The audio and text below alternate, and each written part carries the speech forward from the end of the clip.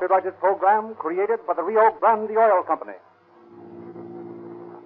Los Angeles Police calling all cars, attention all cars, broadcast 11. Regarding the murder of officers Brett and Fester, who was shot to death tonight in Boyle Heights. Suspect of driving a battered old Ford. Description of the only suspect obtainable is a medium height, has thin hair, wearing a checkered suit. Get 'em, boys. That's all. Rolls and clips.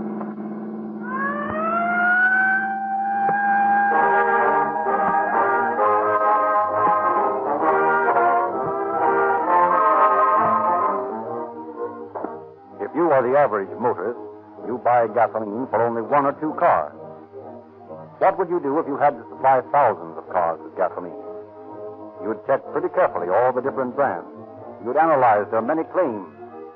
And not satisfied with claims, you'd make actual tests yourself to see which gasoline is most powerful, which is the fastest, which gasoline really does give more miles to the gallon.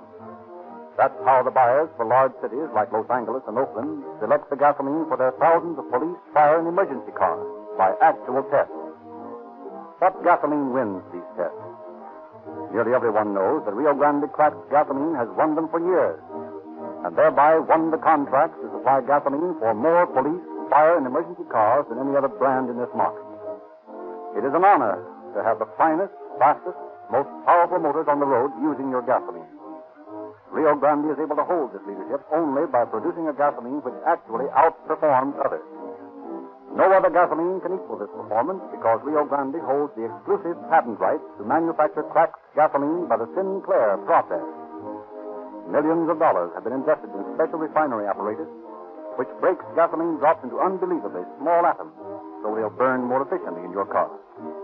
Rio Grande balances cracked gasoline so it starts quicker than other brands. So it generates more power, so it speeds up faster.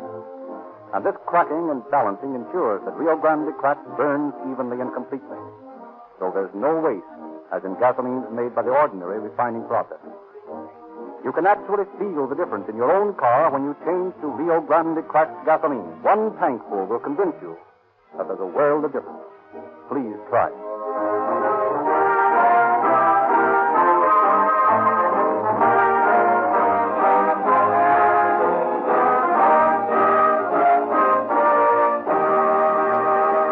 Now we are pleased to present Chief James E. Davis of the Los Angeles Police Department. Chief Davis. Good evening, friends. It is only when a police officer is slain while protecting your life and property that many of you realize how dangerous and at times how thankless his life is. The brutal killing of two men with whom I worked in the first Auto Patrol in the city of Los Angeles 15 years ago startled me as it did the entire police personnel of the state into such a realization. Tonight's dramatization of that fiendish slaying and the manhunt that followed it will, I sincerely hope, impress upon you the peril in which your police officers work. I hope, too, that it will serve as a warning to those who live outside the law that it is far more dangerous to shoot a policeman and take a chance on getting away than it is to surrender. For although a detective will do his best, no matter what the case is, he will do a little better than his best, go with less sleep than the little he normally gets, follow clue after clue, never giving up when he is searching for the murderer of a fellow officer.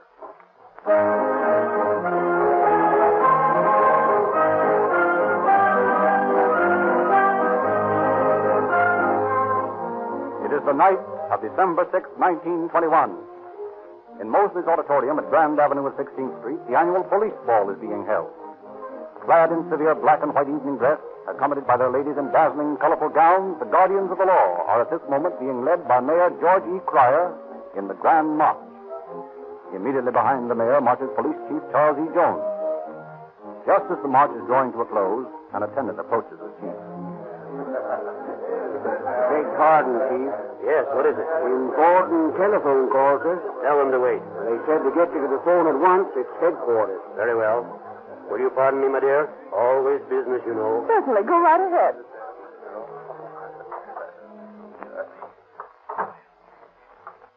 Right here.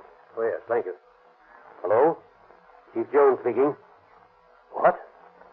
Yes. I'll be right down.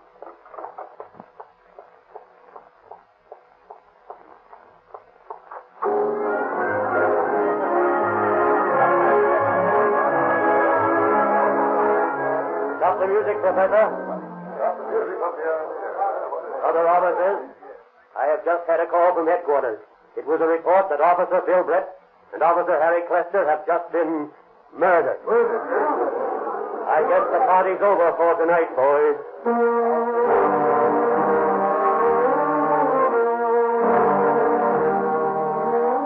As the grief-stricken officers file silently out of the auditorium, newsboys are already screaming the headlines of extras heralding the death of the two policemen. Chief Jones goes to headquarters immediately, followed by the shocked officers, many of whom have not stopped to change from evening dress to uniform. A citywide manhunt is ordered at once for the brutal killers, who, not content with riddling the bodies of Brett and Clester with bullets, had maniacally driven the car backwards and forwards over the already dead bodies. The next morning, Detectives Jesse Urban and Harry Hitchcock are assigned to assist Harry J. Raymond, night chief of the Theft Bureau of the Automobile Club of Southern California, in investigating the crime. You know, boys, I'd rather capture the murders of Brett and Clester than any criminals I have ever brought in. These boys were close friends of mine. We've worked on plenty of cases together, and a finer pair of thoroughbreds I have never known. Yep, that's right. They were great guys. They have to go that way. You get any more dope on it down at the headquarters? Well, not much. They found a couple of girls who saw it happen from the front room of their house, but they were so scared they didn't remember much. Just isn't any clue. Personally, I think an outside mob did it. I'll bet they highballed out of town right afterward. No, it doesn't sound right to me. So why? Well, it seems to me they needed some quick dough, or they never would have been working Boyle Heights. It's thinly settled, and there's no big dough to knock over up there. Yeah, that's right. My guess is they're still around. Let's go out of the neighborhood and look the place over.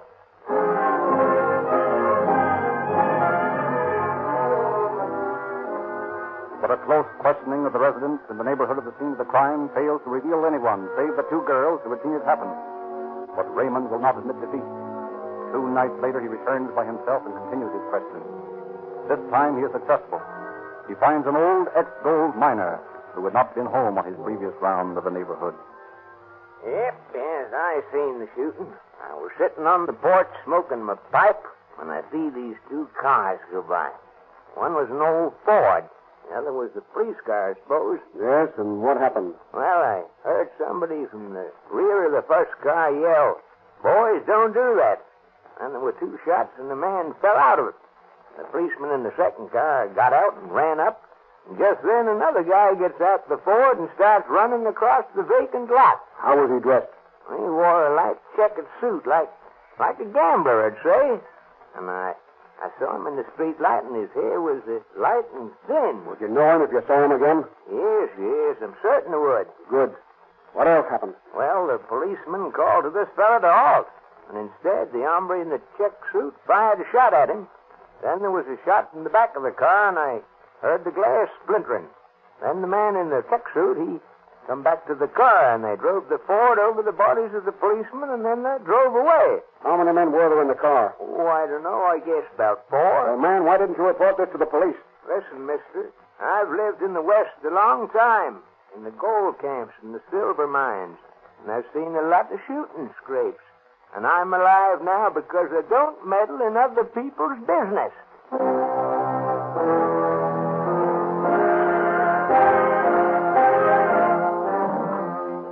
Next day, Detective Raymond returns to the scene of the crime, searching for clues.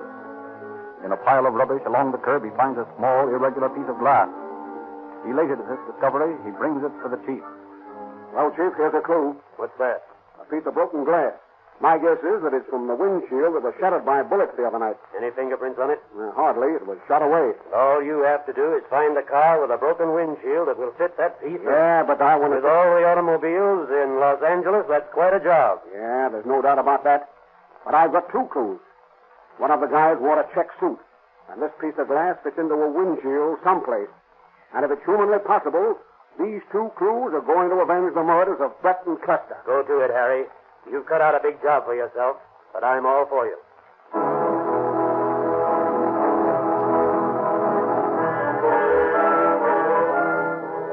2 nights later, Raymond and Irvin are cruising through the Central Avenue district on their routine job of searching for automobile thieves. Suddenly, as they turn to 40th Street, Harry, look. What? Stop the car a minute and turn out the lights. What is it? See those two cars down the street there? Yeah? Oh, I get it. Tire thieves, huh? Well, we'll just take those lads in. Come on. Okay. Turn on your lights like you was going to drive by them.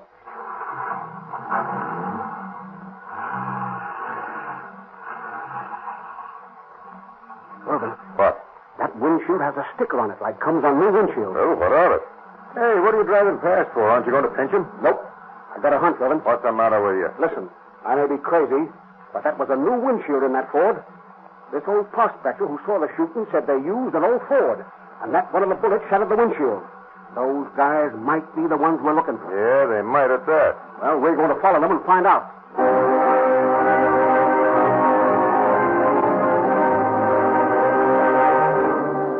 Irvin and Raymond tail the suspected car to Hermosa Beach, where it enters a garage behind the house a block from the ocean. The windows of the house are lit up, and the two detectives remain on watch until the lights go out at 4:30. Next morning, they're at the stakeout early, accompanied by Hickok, and their vigil is rewarded when 3 men and 2 women come out of the house clad in bathing suits and go down to the beach. Leaving Hickok on watch in front, the 2 detectives go around to the back door. They enter by means of Raymond's pass key. Say, Harry, here's an rifle. What's that? In this drawer here, look. Revolvers. Automatic. And look at this sawed-off shotgun and all the slugs. Hey, let's get a look at the garage. Okay.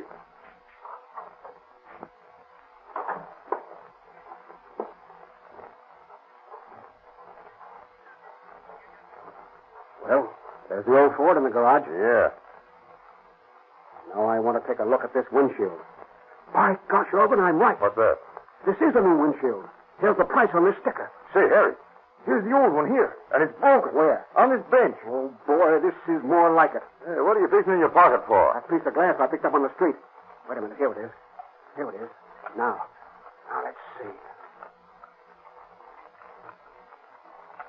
Irvin, it fits. This is the gang that murdered Brett and Cluster.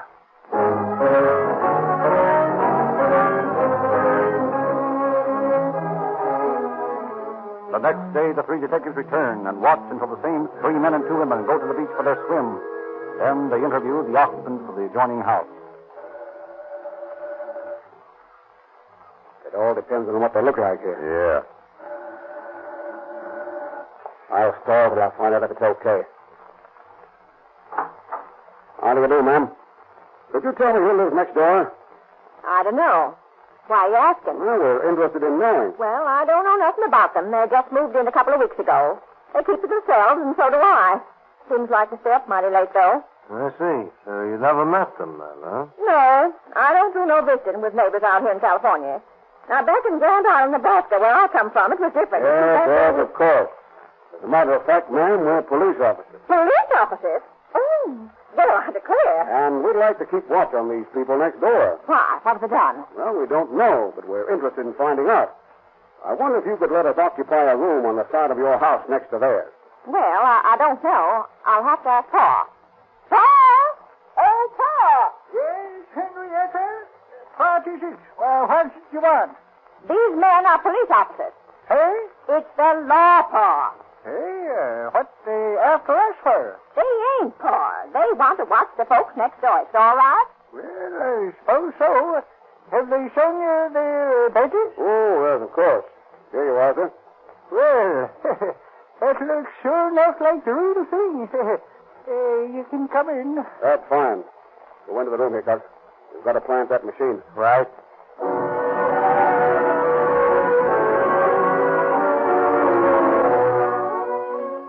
It is a simple matter to plant a dictaphone behind a curtain in the house of the suspects and run a line over the shifting beach sand to the house next door.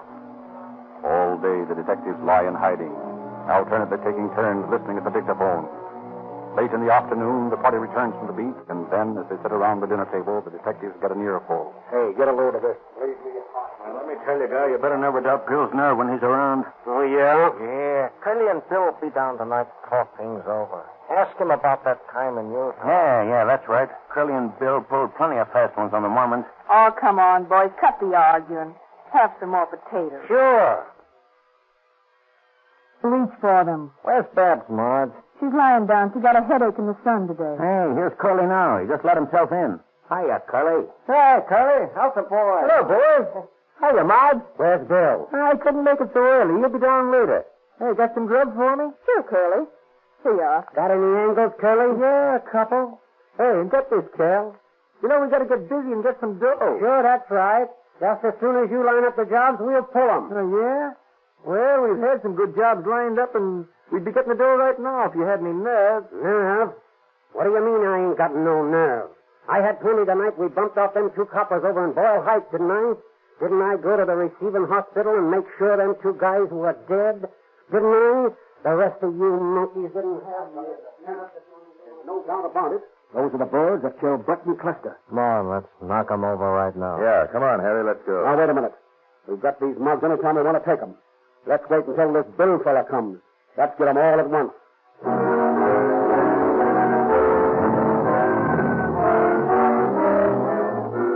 Later, Bill, the apparent leader of the mob, arrives, and they discuss a job they have in mind that will net them some Christmas money.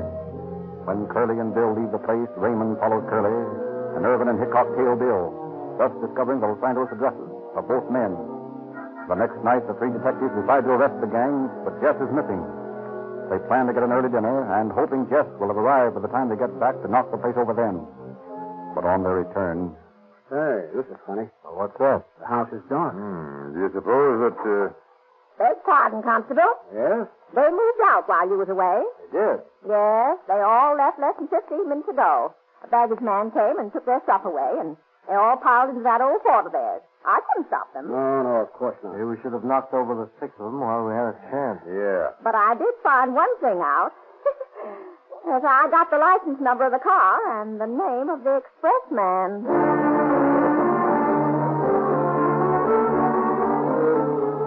Through the quick-witted cooperation of the old lady, the detectives are enabled to pick up the trail once more. The expressman, when questioned, tells them the address on South Hope Street where he transferred the baggage for one of the girls. They raid the girl's room and take her to headquarters. Heedless of her loud protests, they question her half the night. Finally... Now, look at here, Marge. It's up to you. You can tell us the truth and save yourself, or you can lie to us, and sure as I'm standing here, you'll hang, just as all the rest of your friends are going to hang. Listen, boys, you got me all wrong. I ain't done a thing. Honest, I ain't. I come from a good family, I do.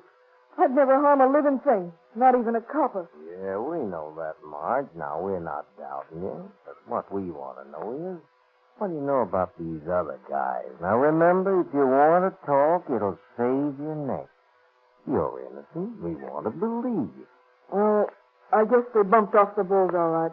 That's what they claimed, anyway. Who are these guys? Who's Curly? Well, his real name is Willard Thompson. And Bill, who's he? He's Bill Brinkhurst. They both served time up in Utah. Well, what about the rest of them? Jim Wheaton, Cal Rowe, and Jess Wendell are their names. Jim Wheaton, Al Royal, and Jess Wendell. Hey, tell me, why did you leave the beach so suddenly? The boys just got a hunt. That's all. Where are they now? I don't know. Honest, I don't. I wish I'd never seen them. I'm straight, I am. I was trained to be a nurse, and if things hadn't been so tough, I'd never taken up with them. I wish I was dead. I wish I was dead.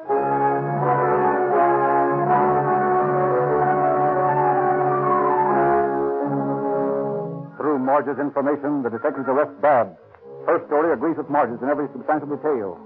Then the roundup is on in earnest. Curly is the first to be awakened from a sound sleep and placed under arrest. A stakeout of additional detectives is left in Curly Thompson's room, while Raymond, Irvin, and Hickok raid Brinkhurst's dwelling. He, too, is captured before he can shoot. And a short while later, Wheaton is taken as he walks into the trap in Curly's room. Next day, Rowell, too, walks into the arms of the law as they are staked out in Thompson's room. With the entire gang, excepting Jess Wendell, rounded up, the detectives proceed to question the suspect. Under the grilling, Wheaton and Rowell quickly confessed their participation in the crime, though stoutly maintaining neither had shot the 2 policemen. Thompson is questioned next. Listen, you big flatfoot. You're just wasting your time. I won't talk no matter what. Now, look here, Thompson. Remember that time an informer sent you back to the road gang in Utah? What's that got to do with this rap? Nothing much. You know who squealed on you for a $25 reward? Yeah, and I don't care. Well, maybe you don't care. I'm telling you anyway. It was your pal, Brinkhurst. You're a liar. Oh, I don't think so, Thompson. Here's the reward receipt for $25 paid out to William Brinkhurst. Well, I'll be a... Why, he was my best friend. Yeah, that looks like it, doesn't it? Now will you come clean? No. Just because he was a dirty stool pigeon, you don't you think I'm one? You'll never get nothing out of me.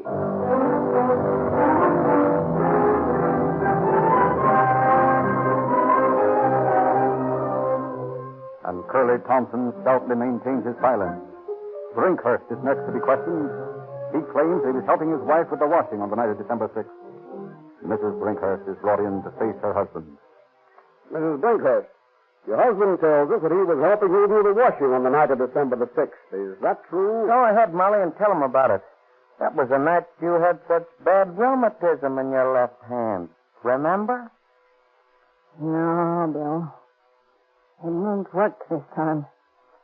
I covered you up. I lied for you for the last time.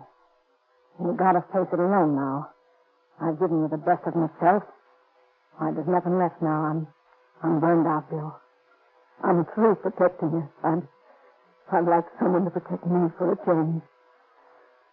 No, officer. My husband was not home that night.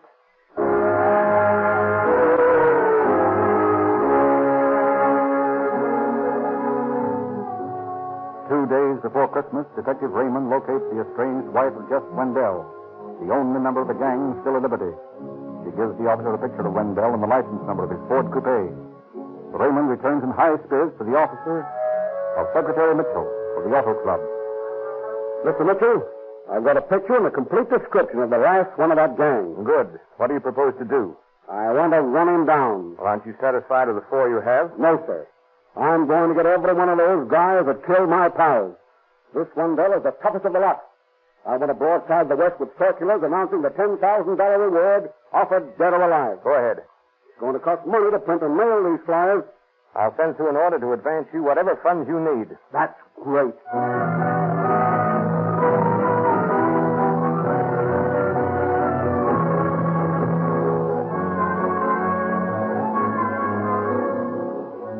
After a long search for a printer, Raymond finally finds one willing to undertake such a mammoth order on Christmas Eve. 20 traffic officers are dispatched from headquarters to augment the clerical staff of the Auto Club, and the circulars, ink still wet, are in the mail by midnight of Christmas Eve. The day after Christmas, the phone rings on Raymond's desk. Sergeant Raymond speaking. Hold the line a moment, please. Maryland, California's calling. Hello? Hello? I want to talk to Sergeant Raymond. You're speaking to him. Good. This is Constable Harris. I'm in charge of a road gang near Maryland. I just checked your circular today. The man you want passed through Maryland day before yesterday. He did? Are you sure? Yeah, he was driving a Ford coupe piled down with bedding. He drove up and asked for something to eat. I told him he'd have to wait until I heard the prisoner. He looked scared. Said he was in a hurry. I was suspicious, so I took down his license number as he drove away. And what was the number? The same as the one on your circular. That's fine, Constable. And thank you for your information. Quite all right, Sergeant. Can I do anything else for you? Nothing right now. If you can, I'll get in touch with you. All right. Bye. Goodbye. Now we can start to move. Get me Western Union. Western Union. I want you to take a telegram. To whom is the telegram going? To every Western Union office in Southern California, beginning at Nyland and then through Arizona, New Mexico, and Utah. Beg pardon, sir. Do you know what they're doing? That means thousands of officers.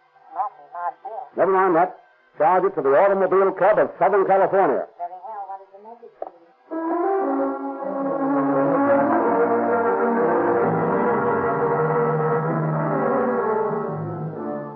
At Raymond's request, Santa Fe Railroad dispatchers send Wendell's description to every station on the Santa Fe throughout California, Arizona, and New Mexico. Every brakeman, conductor, porter, engineer, and fireman is furnished with a copy of the message describing Wendell and his automobile.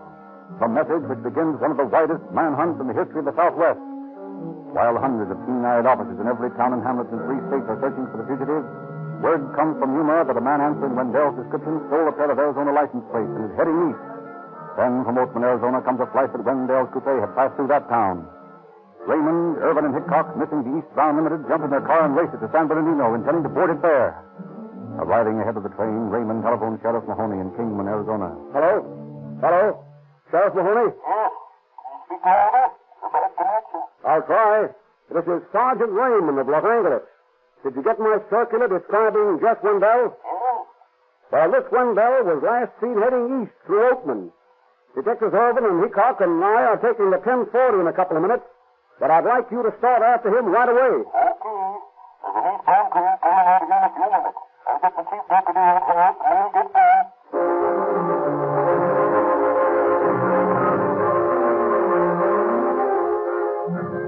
As the three Los Angeles detectives climbed through the Cajon Pass aboard one train, Sheriff Mahoney and his deputy rumbled across the desert on another.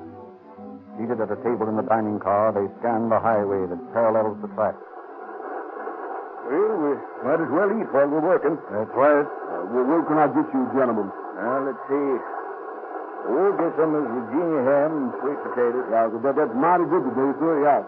Make mine the same. Yeah, I'll get it right away. Not much traffic out on the highway today. No, too cold to drive across the desert this time of year. Lots of people traveling by train, if this is a sample. Yep. Hey, Mahoney, look up ahead there. What? That black speck on the road. That might be it. Yeah, might. Well, keep your eyes open. Yep, it's the Ford. And it has bedding piled on the back. That's it. Pull that emergency cord.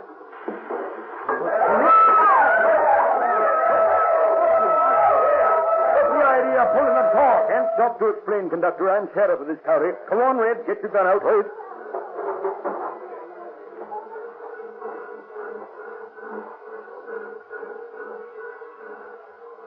The car is empty, Red. Let's ask these section hands about it. Right. Hey, buddy. Where's the guy that owns that Ford coupe? Oh, him? Oh, he come ask for food. I tell him go to the section house.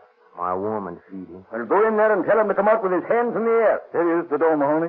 No, he's disappeared. Come on, let's take him. Come on, Mahoney. I'm afraid it's too late now. Yes. Bumped himself off. Look, he only wounded himself with the first shot. Then he had the nerve to pump 3 more into himself. Hold on, he's moving. Take that gun from him. Don't worry, boy. I'm through bumping off coppers. But the joke's on you, boy. You can't hang me now.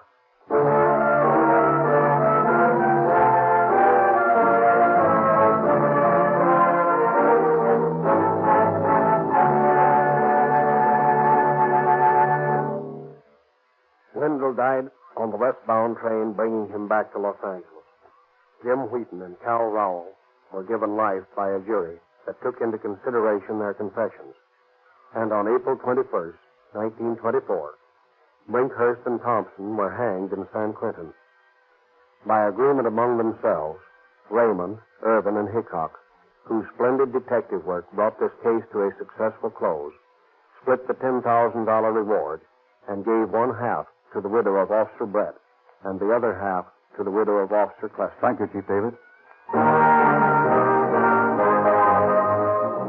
Police officers realize that their lives are at stake when they speed up their emergency cars to capture a criminal. They can't take chances on ordinary gasoline and risk a stalled engine, a foul spark plug, a sluggish motor.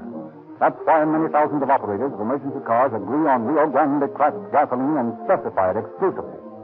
Drive your car into your neighborhood Rio Grande station and you'll get exactly the same cracked gasoline that police and emergency car drivers prefer above all others. You'll also get some novel new coins with your change called police money. Boys and girls everywhere are saving this free police money because they can exchange these valuable coins for a complete junior detective outfit. So while you're enjoying police car performance in your car, you're also helping some boy or girl to get 14 free gifts. In the latest issue of the Calling All Cars News, which you can get free from any Rio Grande dealer, you will find a full description of these gifts, together with fascinating illustrated true crime stories and late movie and radio news. Get your free copy of the news right away. All Rio Grande dealers are now recommending Sinclair motor oil. Sinclair not only equals any other oil made, but also has certain features found in no other oil. Before you get your crankcase filled again, ask your Rio Grande cracked gasoline dealer about Sinclair motor oil's advantage.